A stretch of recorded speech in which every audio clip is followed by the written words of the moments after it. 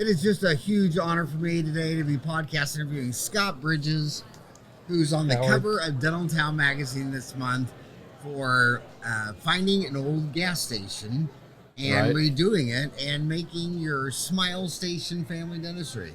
That's right, yeah. First of all, thanks for being a townie, man. You've been a townie since 2002 with 7,000 posts. I feel like you're a brother from the same mother. Yeah, it's been a while. I was still a student whenever I first logged on. Is that right? Asking you were a student type questions. In 2002? Yeah, graduated in 03.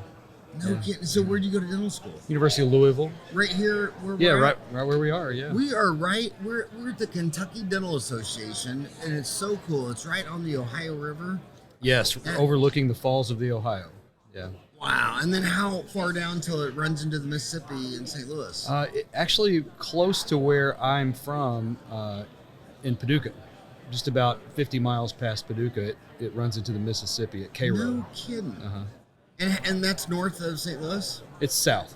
It's south of St. Yeah. Oh, okay. Yeah, it runs a little south of St. Louis. That's probably safer for St. Louis to have those two monsters meet. It is, I'd yeah. rather have them meet downstream than upstream above me. Yeah, where I live, the Ohio has two rivers that run into it right before Paducah, the Cumberland and the Tennessee. So it's a monster before it ever even hits the Mississippi. It's a mile wide in Paducah. And so it's a big mean right river. Here. It's a big mean river. Wow, yeah. And I was reading a paper on how, well, you can go to any river, you can see where the bluffs are on each side to see how it snakes across. But it's not a matter of if that Mississippi is going to change direction and run over New Orleans, just a matter of when. Yeah, it's hard to stop all that water. I mean, they've done a good job over the years, but, major floods come and they change the landscape. So talk about your journey. So you saw a gas station go under, and you decided you were going to make that a dental office. Well, it's a little longer than that. I moved back to Paducah in 2003, and I was a partner in a dental office there for 10 years. And I sold my partnership. I bought an office in Tennessee. I kept that office in Tennessee about 5 years. In the meantime, I decided I didn't want to move to Tennessee. I wanted to stay in Paducah. I got remarried. I have a family now, and so I was looking around. So you did the dental divorce thing and then remarried? Oh, yeah, like so many people do. You know how it goes. So, but still stayed outside of dentistry. I didn't marry anyone involved in dentistry. But anyway, so I bought that. I was looking around for an office, and really close to where I grew up was an old Texaco station. And over the years, it had become abandoned. It had been a convenience store for a while. You know how everything in the 90s became convenience stores. And so it was a good property. It's on a corner. It's very visible. I kind of took a chance. It's a little bit outside the city, kind of suburban. It's a small town anyway, so suburbia is even a little bit smaller. But went ahead and bought the building, and I had no idea what I was going to do with it. I thought, man, I'm going to have to either tear it down or make it look completely different than the shithole, convenience store that it looks like right now. And I was lying in bed one night and realized it would be really easy to make it look like a Texaco station again.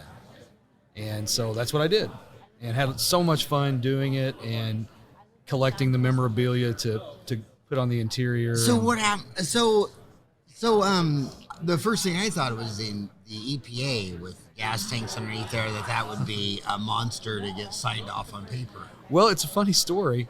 They had already cleaned the property up mostly. Texaco did? No, the state did. The state actually charges, since the 80s, they've charged a little tax on gas to clean up underground storage tanks because they all leak. And before I went to dental school, I actually worked for the company that did this, the company that cleaned up gas stations. So when I bought the property, I knew that it was going to be no problem. They'd done the majority of the cleanup. They had a few monitoring wells, which are all gone now. And I also knew that the state would pay to replace the parking lot that had been torn up. So that was a financial bonus when I bought the station, that I could apply for reimbursement for my parking lot. So they essentially paid for my entire parking lot. So I really loved your feature store, and I really loved those pictures. So you're in Paducah. How many people live in Paducah? In the county, there's probably about, it seems like there's about 85,000 county and city combined. The draw area, we're kind of a health and medical care center for the region, and so there's a draw area of about 200 square miles, or about a 200-mile radius, I should say. And so there's probably about 250,000 people in the draw area. So now, does Texaco, were they cool with you using their logo at Texaco Smile Station? I haven't heard from them yet. Do they even exist anymore? They do. They're still a pretty good sized company in the South and Southwest. And are they owned by a big dog like Exxon? Yeah, they were bought out years ago. I don't remember the larger company that bought them, so they could care less that I use their logo. Well, it's not really their logo. It's kind of a play on their logo from, their old logo from the 30s and 40s. Yeah, that was so big when I was a little kid. That is amazing. And then what was the one with the dragon, the dinosaur? Sinclair, yeah. Sinclair. I have a Sinclair sign inside my office. And Sinclair still exists. Sinclair does? Swear to God, I was visiting Ed McGrew. Do you know Ed? Mm-hmm. He's a townie. Was visiting him in Montana and saw a Sinclair station, and they had a huge dinosaur out front. Now, Arizona has on one of the Indian reservations, they have some of the old dinosaurs to play on. So I imagine something that highly visible, everybody knew you existed as soon as it opened. I mean, was it a big marketing play? I mean, if your location's that good, is it, you kind of look at it as a marketing expense? Yeah, I mean, location is unbeatable. Location is the number one.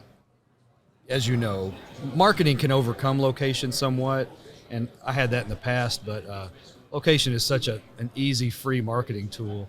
And yeah, people were watching it being built out, wondering what was coming in there, so we finally got a sign up that, we were coming in. And I have so many patients that come in, and first of all, they thank me for taking a blighted corner and fixing it. And then they say, man, I watched this for, being built for 6 months. And you were born in that town? Yeah, I was born about a mile away from there. I went to high school. You just turned 50. Yeah, I went to high school kind of across the street from it. Congratulations on a half a century. How was the first half century? Wild. Pretty damn wild. You may know that already. We've been around a few years. Yeah, half a century. That's you got to be proud of that. I am. But I didn't do an Ironman like you did when you turned 50. So.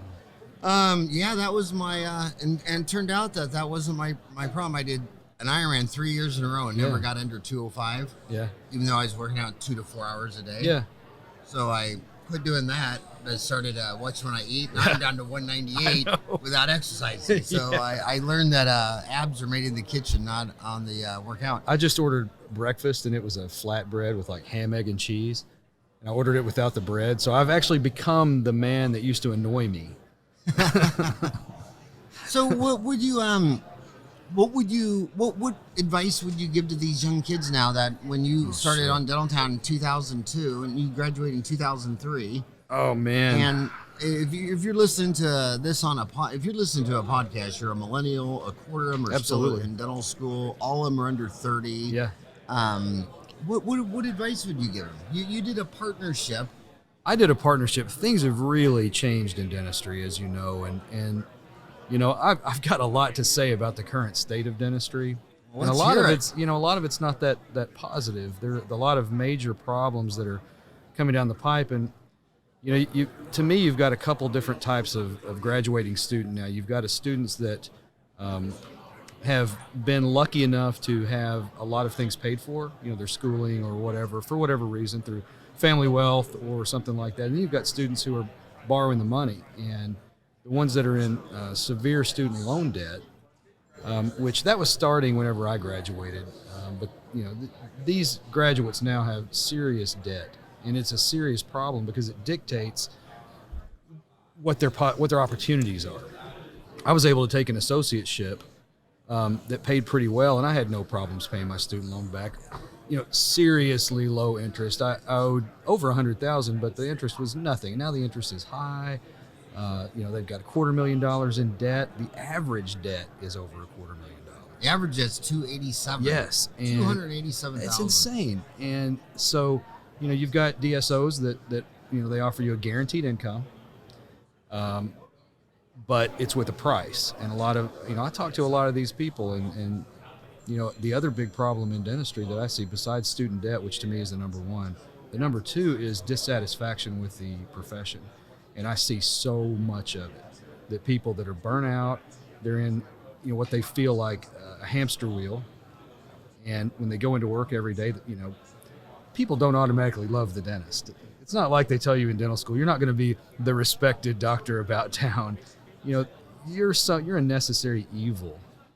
You know, it's like the 80-20 rule. 80% of people dislike the dentist. 20%, they're the best patients. They're the ones that come in and make you smile, you know. But as far as advice for new graduates, and I don't know. I really don't know what I could say other than, you know, if you've already graduated, well, you're there, and you're going to have to, you know, crack that nut and do the best you can. And, you know, there's a lot of advice out there. So when you were a partner, do you think partners, you know, when you get married, you have a spouse, you have children, you travel, and half of those fail. So there's a lot of glue holding a marriage together, and half of those fail. When you become a partner with a dentist, you don't have the glues.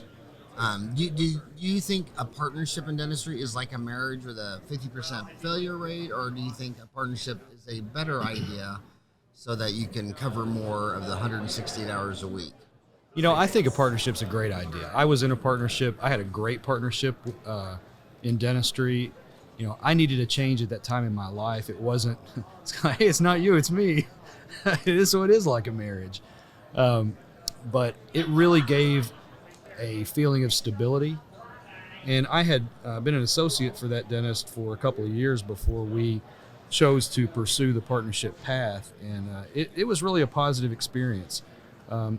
Like any marriage, you need to date for a while before you buy in, because it's financial. And I was in a good spot at a good time in that partnership, and I do recommend that. I Not do. to be too personal, you don't have to answer this, and feel free to punch me if I need to. But like when you got remarried, did you get a prenuptial agreement? Just like No, I didn't. yeah. I didn't. So that's what I always say. If you're gonna marry a dentist, you're not gonna be making love and having children and going on vacations.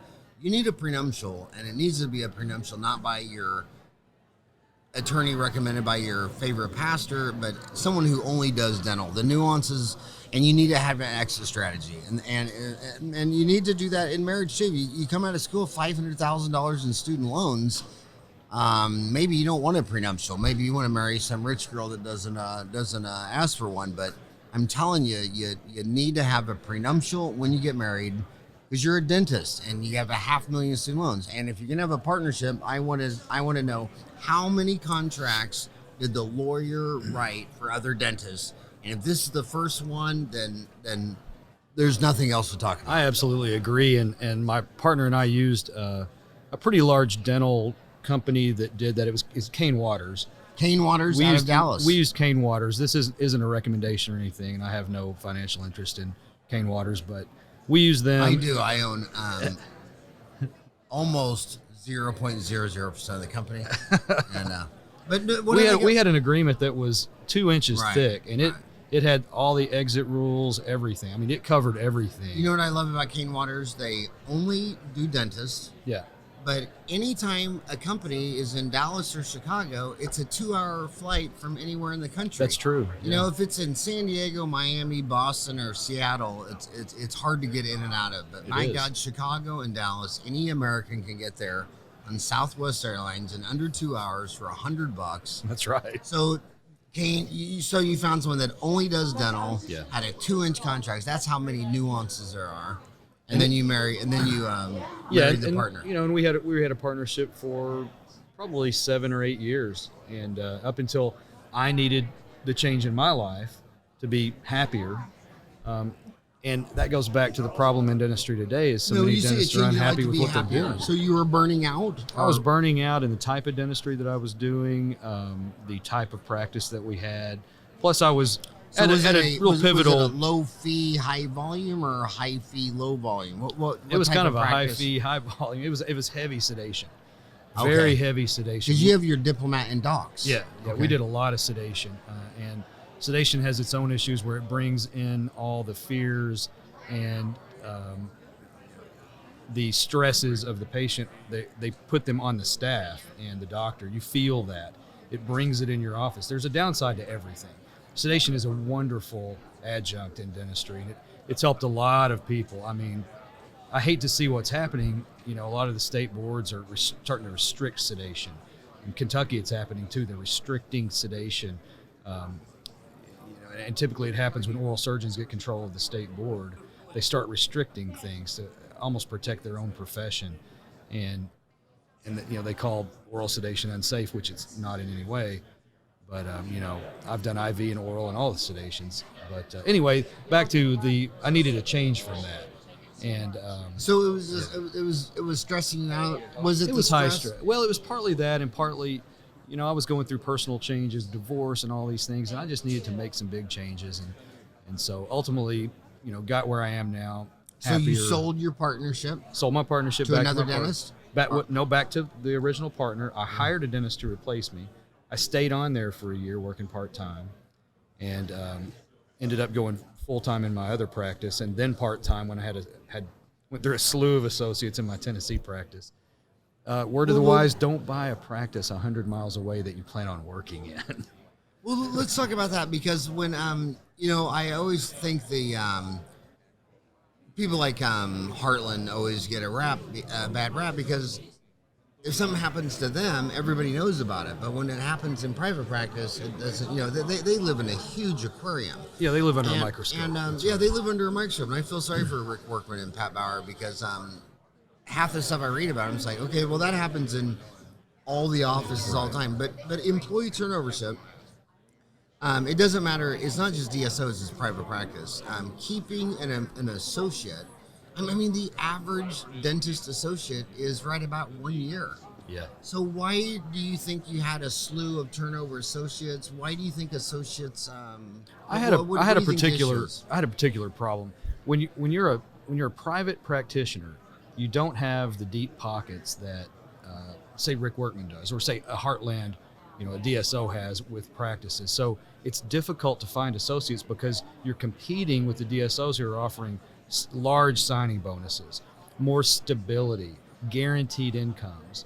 And I had a struggling practice that was 100 miles from home, and it was heavily insurance based. And I wasn't used to that. I was used to fee for service, which is what I have now. So I had this practice, and I was trying to find associates, and the location, I was 45 minutes from Nashville, not in Nashville, where everybody wants to go.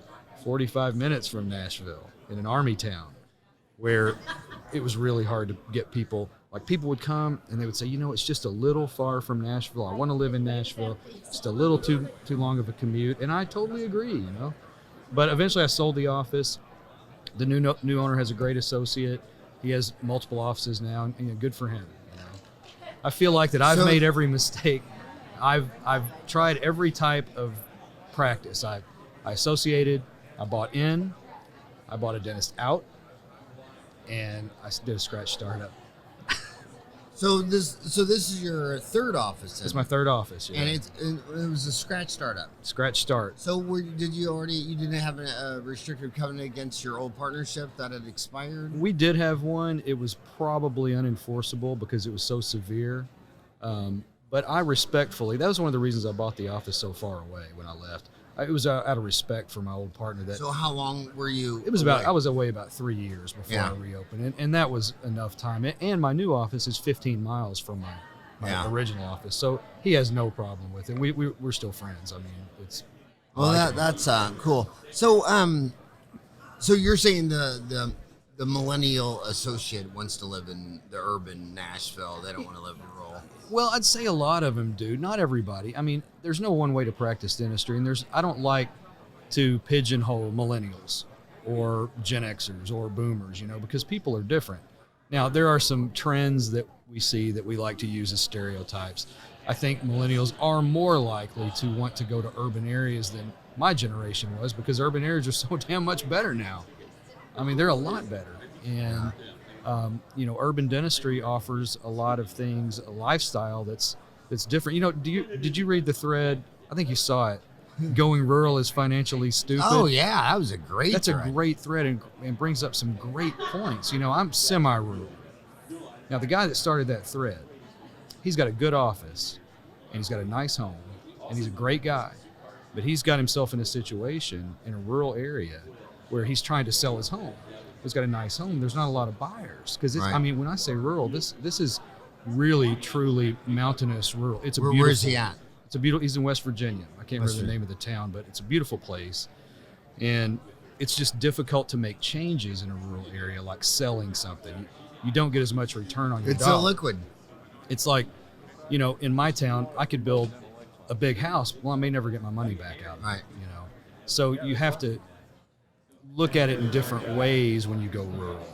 You can be really successful if that's what you like. If you're where you want to be, you can be super successful rurally, and sometimes it's easier, but there are some drawbacks.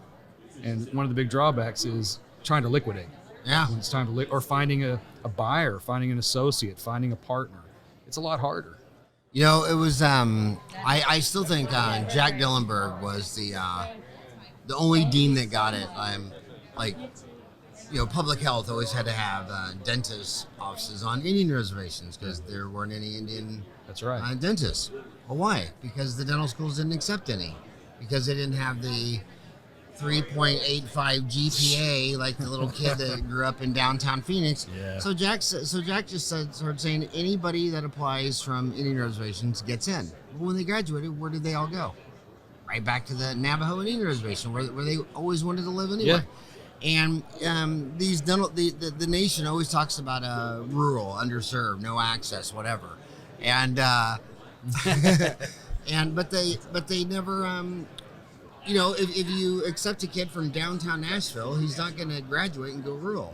So it all comes down to, if you want more rural dentists, you got to accept rural dentists.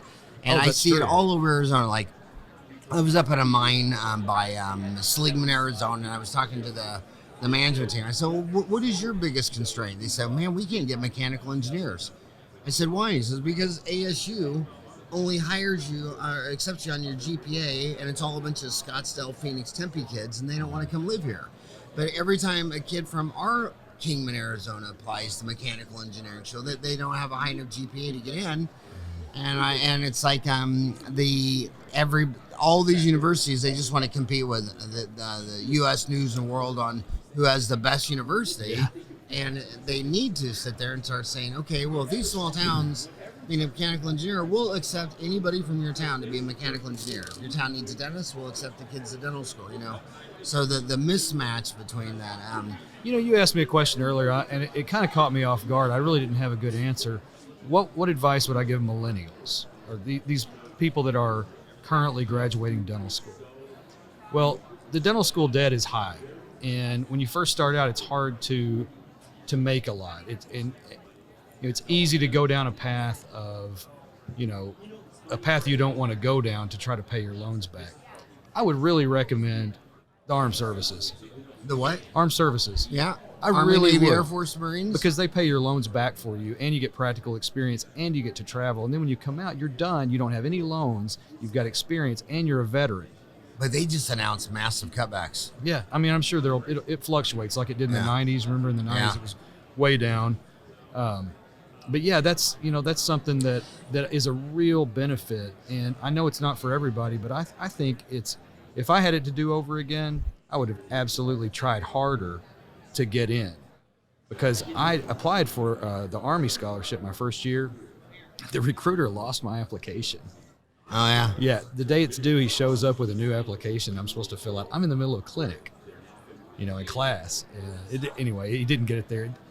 I didn't get the scholarship. It didn't get there in on time, which was not my fault. And I never reapplied. I just kind of They also have fun camaraderie. Every military dentist I know really likes their homies in the dental. Well, there's a townie, Fish Dent, Right. Mike Trout, who just retired.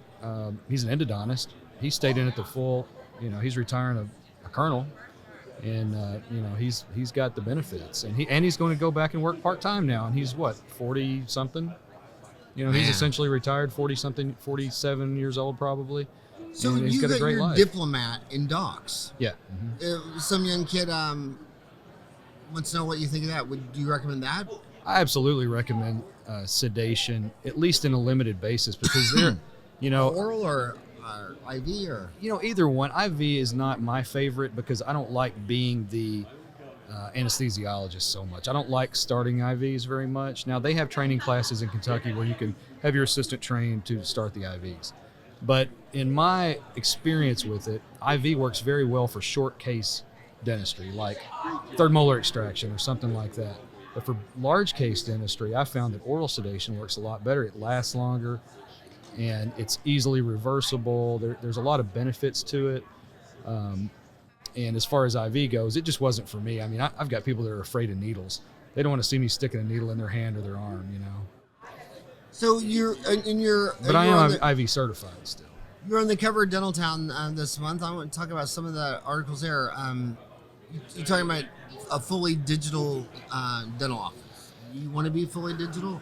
Mostly, yeah. CAD cam, oral scan. Talk about that. I'm working toward that because, in truth, scanning is the future of dentistry, whether it's orthodontics, whether it's single unit crowns, multiple units. I mean, the world is going digital. And I've got the Medit scanner now, the i500. And you got what do you have? The Medit i500. You get it through CadRay. It's CadRay's like a supply company. Okay. Yeah. And what you mean, the oral scanner? Yeah, the scanner. Okay, so the oral scanner is what? It's the Medit i500. Medit, MEDIT. Oh, Medit. Okay, Yeah. I'm sorry, I didn't hear. And so the price is pretty good on it, and the software is great. I mean, it's constantly updated. So did you already buy it? I already bought it. Yeah, You already I bought it bought the back Medit? I bought it back in the spring. And so now you're doing your oral scans for Crown and Bridge. And Yes, you're I just sending started. And you're sending your scans to the lab? Yeah, cinema scans still. I don't have a mill yet. And so does your lab, do they like the oral scans instead of the vinyl polysiloxane impressions that you used to send, or what do they say? I guess they do. I didn't have any trouble with, triple tray impressions. I didn't have any trouble with the crowns that I received from those. After doing it for so many years, you get into a routine. But I just wanted to push myself a little bit, and I have some other plans for it as far as ortho stuff. And because nowadays you can scan, you can do a full scan of the mouth. You can download it to a site that they will print your orthodontic models for you, so you never have to take an impression. So are you talking about ortho where you want to do clear aligners? Are you going to make your own clear aligner trays, or are you talking about brackets? Brackets?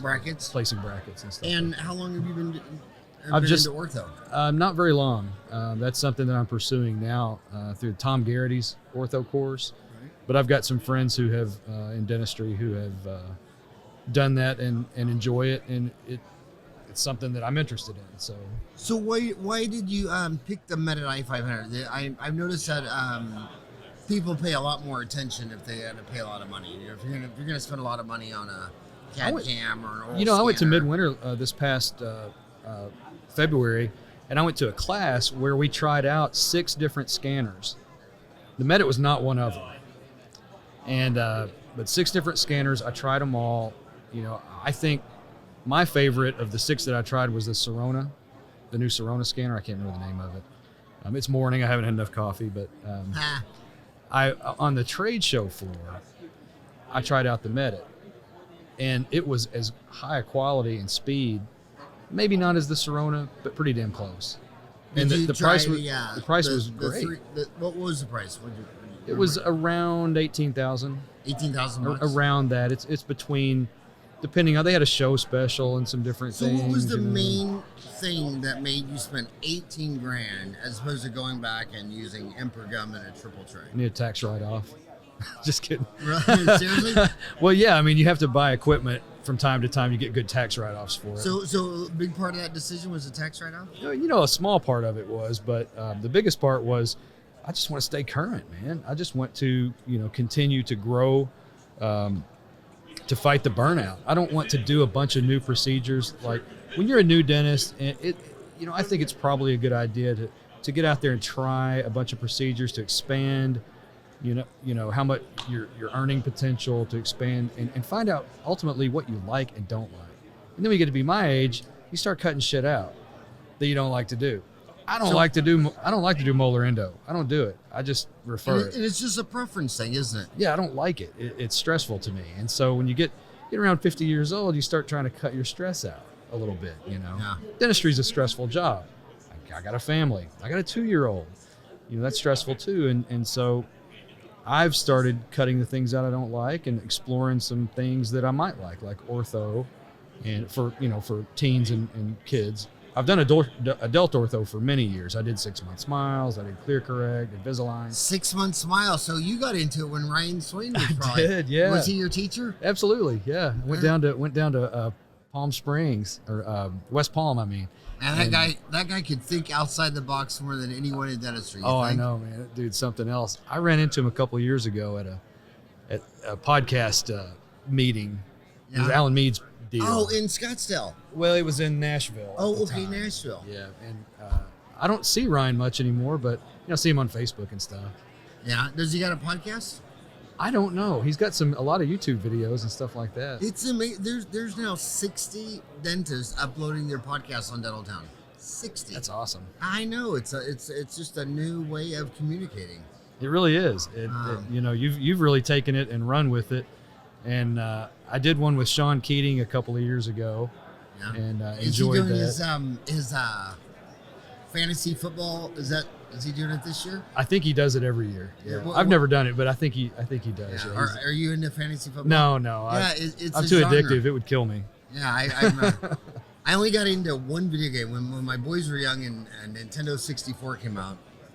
I'd come home from work and I had 4 stations. My baby was too young. Zach was only like 2. Yeah. But he loved to watch. And then the 4, 6, 8, Dad. Yeah. And I thought, we'll buy this game and it'll be fun and we'll do it after work. Oh, it turned out it was like 2 to 3 hours every night for like 6 months before we got all 120 stars. And when we finally got all the stars, I walked away. I said, I'm never playing a video game again. I tried one, totally got addicted. Oh yeah. And but that was a fun time. But I never got the gambling or the fantasy football thing. Yeah. But, there's one of my classmates heckling me from how are you? The show floor here. So But the point I was trying to make in his preference, like, I don't know why, but I love removing wisdom teeth and molar endo. I just love it. But I would never do IV sedation. Yeah. Because the thought of doing Michael Jackson propofol and he never wakes up, or I've met a couple of dentists where things went south, and so it's just preference. So you're not. So that didn't stress you, but molar endo did, which just shows that it's just a personal preference thing. Honestly, IV sedation stressed me out.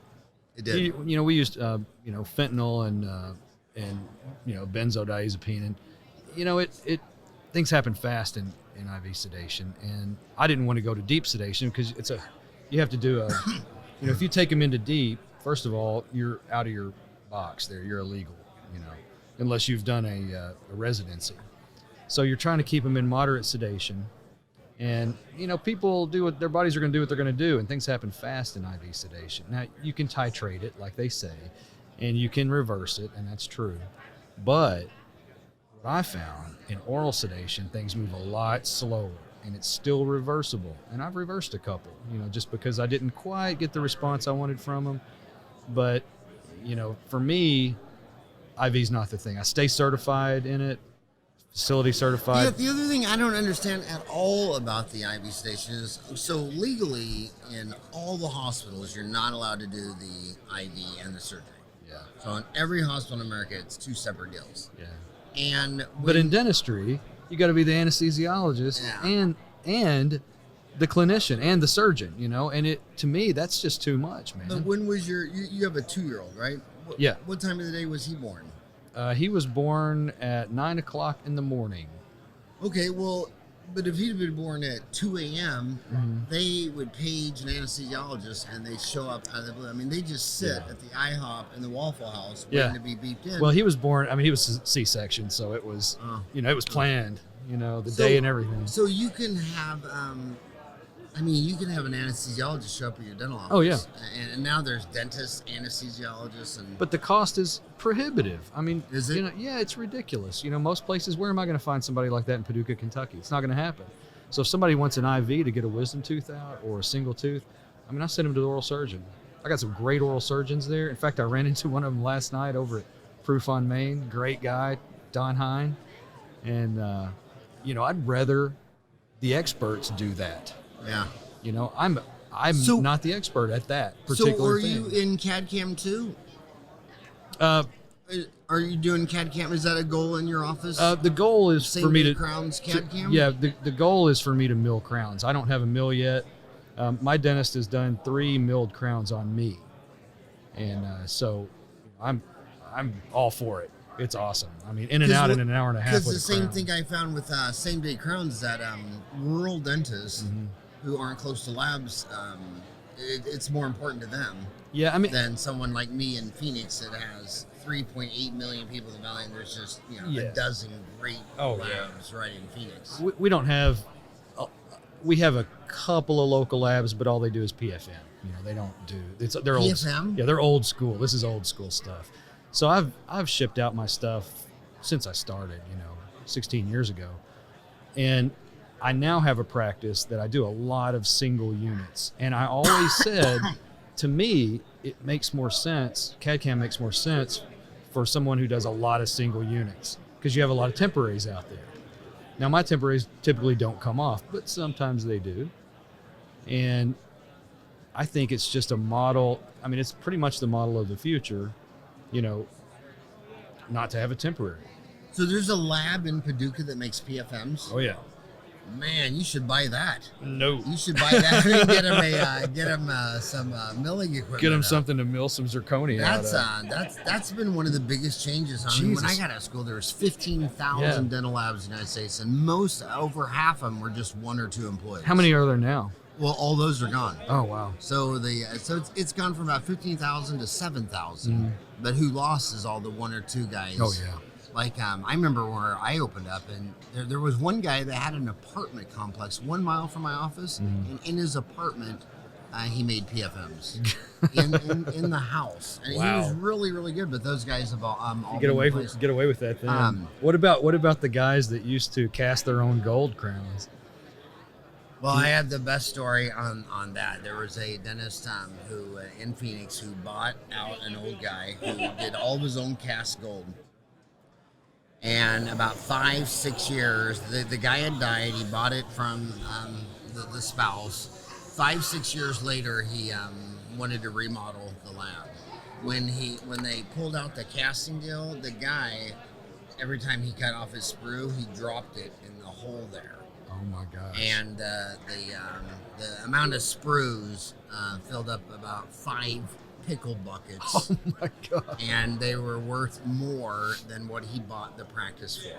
The sprues paid for the practice. The sprues paid for his practice. Gold. Meanwhile, gold went from $40 to $400 to $800 to $1,000 an ounce. And that's why That's amazing. it's not used anymore. It It's priced just too itself, expensive. out of the market. I mean, shit. The biggest change I've seen is probably zirconia. The last 7 years, I've been using it for 7 years, almost exclusively for molars. It doesn't break. And are you bonding it or cementing it?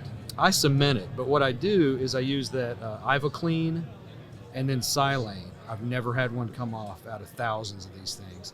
Ivoclean by Ivoclar, that purple stuff, and then Silane with its monobond is what So they is the call it. Ivoclean, is that hydrofluoric acid? Or I don't know what it is. The purple stuff? I don't think it's acid. I don't know what it is. Maybe I'll have to ask somebody here if Ivoclar is here. I still, my assistant's hated, but I like that Danville micro-etcher Yeah. that shoots out the white aluminum oxide. It just cleans out everything. Oh, yeah. I love that, but it just makes a huge mess. Well, there's been some research on micro etching porcelain, and I'm no expert on it, but they don't really recommend it on a lot of the porcelains. I don't know if they recommend it on zirconia or not, but my system is I clean the tooth with chlorhexidine, like the kind with no oil in it. I can't remember the brand of it, so I use chlorhexidine to clean the tooth, and I use the Ivoclean on the crown. This is after it's been tried in, because saliva changes the molecular surface of the zirconia. use the Ivoclean, rinse, Silane, dry, and then I use Maxim Elite and cement it. And I mean, they stay on. They don't come off. Yeah.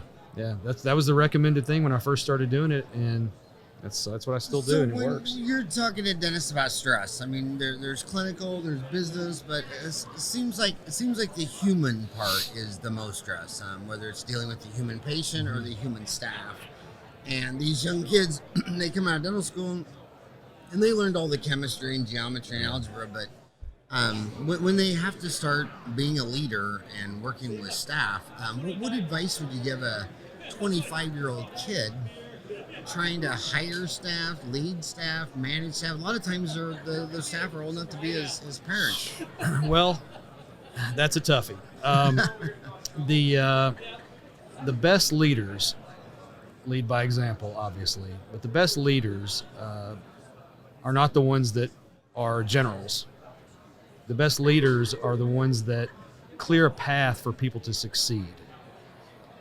And in dentistry, it's so hard on a daily basis to be everything, because you've got to be perfect. You've got to be a jack of all trades, right? To own a practice, or even to manage a practice, or even be an associate in a practice. And the biggest problem, I think the biggest cause of stress in dentistry, I've got a real theory on this. We have to perform at the top level every day. You're essentially a fucking jet pilot. Because if you walk in the operatory and you say, man, I'm just not feeling good today, Mrs. Jones, I mean, is she gonna stick around? Probably not. They expect us to be perfect every single day. We were taught that our margins have to be perfect. Our impressions have to be perfect. Everything has to be perfect. Well, every human has a bad day. So when you've got a job where you're expected to be perfect every day and you're not, and then the patient's giving you hell because they don't want to be there, and you're having to deal with employees who don't care as much about your practice as you do, and all this stuff adds up, and it can cause a lot of real problems. Stress can cause a lot of problems, depression and different things like that. And we can't ever be good enough, in our own heads sometimes. And so I think this is the thing to be aware of to balance your working life. Like, I don't take dentistry home with me. Maybe I'm lucky. I just don't take it home. It just goes away as soon as I walk out the door. I don't think of it again. Now, if there's a day that I have a bad day, I might think of it, it might bother me, but you got to keep it separate. And I don't have all the answers, but I just know that dentistry is a very stressful job, and managing the stress, no matter how you choose to manage it, is so important. Now, I don't recommend managing it with like alcohol or, illegal drugs or anything, but like Dawn, Dawn. Well, they're not illegal anymore. That's right. Medical marijuana. That's right. Like Dawn, does the meditation thing. Dawn Gulenkowski. Yes. I hope I said that right. She does the meditation thing, and she's found that as a way to manage her own stress and probably helped a lot of other people. Does she do meditation or yoga? It's meditation. Meditation. Yeah. Maybe both, but I know it's a lot of meditation. Because I finally figured out. I mean, for me, it was Bikram yoga. Yeah. But I figured out what it was because you're always thinking about. You don't know how much your mind's wandering. But in yoga, in Bikram, you have to do 26 poses twice in 90 minutes. Well, if you start thinking about something else, you fall or you lose. So in order to do the pose, you can't think about root canals, fillings, crowns, business people, blah, blah, blah. Thank God. So when I would walk out of there, I would just feel so relaxed. And it took me like a year to figure out what was going on. To clear your head. So I think meditation really is, what can you do? Like you're a pilot. I can't imagine. And it's so funny because I would think that'd be the most dangerous thing in the world. You're way up there, you're tens of thousands of feet in the sky. If you start daydreaming about something at work, sure, the next thing you know, you're going to eat the ground. So, well, I imagine it's different than that. A pilot is being like meditation. Well, autopilot helps, but no, being a pilot for me is a way of escaping the ground and the problems of the ground, and you have to concentrate. I don't fly for an airline or anything like that. I fly for myself. But to be safe as a pilot, and this relates back to dentistry, to be safe as a pilot, you follow a checklist. You ever go into your treatment room and shit's not set up the way you want it because your assistant didn't follow the checklist, or they don't have a checklist? I mean, checklists are very important. To me, they make the difference in dentistry too. But that being said, a little aside there, being a pilot, you're above everything. And you can daydream a little bit of it, because you're not going to run off the road, but you need to be aware, spatial awareness and stuff like that. So it's a challenge to me that I've always enjoyed. But I kind of grew up flying. My dad's a pilot. He's 82 and just stopped flying last year, and my granddad was a pilot as well. So because kind of runs in the family. The checklist is what does that saying go? If pilots do everything with the checklist, because Yes. if they were 99.99% accurate, there'd be 4 crashes a day. Probably so. Yeah. Yeah, I mean, So- So 99.99% is not good enough for a pilot. That's why they always do checklists. And so do you use a checklist? Do you recommend that in dentistry? I recommend using a checklist in dentistry, not for routine procedures, but I recommend a checklist for staff. Because with a checklist, you don't forget things. Things aren't forgotten, and there's also accountability. If the checklists that you have are signed, like checklist for closing the office. Say somebody turns the water off but doesn't turn the vacuum pump off. Well, might burn the vacuum pump up. Things like that. Somebody sets you up for an implant that you're going to place that day, and they forget 3 things because they didn't use a checklist, and it adds to your stress. Checklists can eliminate stress by taking out the question marks. So you flew in from Paducah to Kentucky. Yeah. And landed at the major airports. In the press, for 30 years, you've heard where the commercial airline pilots, some say they don't think the small aircraft should go, vice versa. Do you think the big 737s and the single props should share the same airport? Is that fine?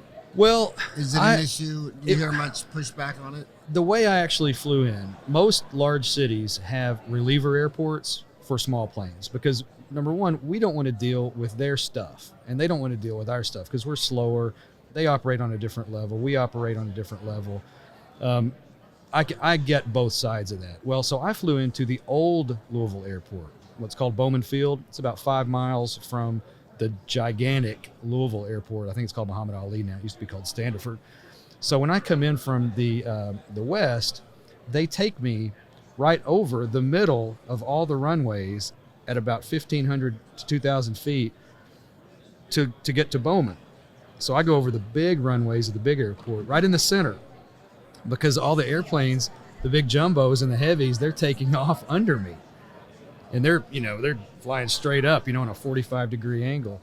So I'm looking down, preparing to land at this other smaller airport, and I'm watching the big guys take off under me. So it actually works pretty well. And what's the initials of this big airport here in Louisville? STD. No, isn't it? No, I thought it was SDF. SDF, yes, I'm sorry. SDF, STD. So that means it's SDF. That means Louisville is home of silver diamine fluoride. Oh God. Is this the silver diamine fluoride? Apparently so, but it was invented. It must have been invented by Muhammad Ali, because I saw it. I landed in Louisville, Kentucky. It said Muhammad Ali International SDF, which I assume meant silver diamine. He was a great man, Howard. He was a great man. But I flew into LOU, Lima Oscar Uniform, which was the old Louisville International. Is there really an airport that's STD? No, it's morning. I haven't had enough coffee, so I was SDF. So you heard it first on Dentistry Uncensored. Muhammad Ali was the first person to use silver diamine fluoride. Invented SDF. In Louisville, Kentucky. Yes. What a legend he was. Oh, absolutely. So, my gosh. So back to the kids. Any more advice for the kids? Like, say, send me an email. Howard@dentaltown.com. Tell me any of your thoughts, what you want to hear about, or leave a comment under the YouTube section. But every time someone sends me an email, they're 1 in 4 are in school, the rest are under 30. Yeah. half are probably in the Western Hemisphere and half are in the Eastern Hemisphere. Yes, absolutely. I've noticed that. We open up our That's great. podcasts on our RRS feed, so they're downloaded from the University of Tokyo, Cambodia, Malaysia, France, all kinds of places. But they're all under 30. Well, dentistry can be a very isolating profession, which is why you started Dental Town. And I would say to find a mentor group or find a group of like-minded people, whether you go online in a private group and bitch, or you go online and talk about the intricacies of silver diamine fluoride. It doesn't matter. Find a group of people that you share interest with, like the townies that we used to hang out with, and keep that as your escape from the drudgery or the stress of dentistry. Venting really helps a lot. It's like, I've got a 2-year-old, so I have all this Daniel Tiger stuff. It helps to talk what stuff? The Daniel Tiger and Mr. Rogers. It helps to talk about your feelings. Yeah. But it really does, even if they're negative feelings. It helps to vent that shit. Get it out. In dentistry, again, stressful profession. Vent your feelings. You'll get through it. Yeah. Well, yeah. Okay. Thank you so much for being a townie. Man, always a pleasure, Howard. I don't see you enough, but when we do see each other, it's like no time has passed. Yeah, it's you can have a virtual relationship just through people's posts. But I've been a huge fan of yours. I've always loved your transparency. You live in an aquarium on Dental Town and you don't care. And so many people, they want help, but like they'll post like, will you help me decide if I should buy this practice or that practice? But they don't say their name, what city they're in, where they're How do you at. how do you make a decision with no information? And I think that the people that aren't into transparency, you realize that 95% of all the humans that ever lived are dead, and which is about 105 billion. I thought it would be more than in the that. last 50,000 years. And of the almost 8 billion humans alive today, you're never going to meet 99.99% of them. So why does anybody care what anybody thinks when nobody will ever even know you existed? Yeah. 99.999% of all the homos will never even know you existed. Yeah, 100, 200 years, you're forgotten. So every time, Americans can't even name the president of the United States 100 years ago. No. Today. So 100 years ago today, who's the president of the United States? No one knows. You don't know. You'd have to Google it. So I've always loved your transparency of just always saying what you think, whether it was politically correct or not. It's negative or positive. Negative or positive. Thanks so much for all all right, you've done Howard, for thank dentistry, you. and thank you for being on the cover. Well, thanks again. I appreciate it, and my pleasure.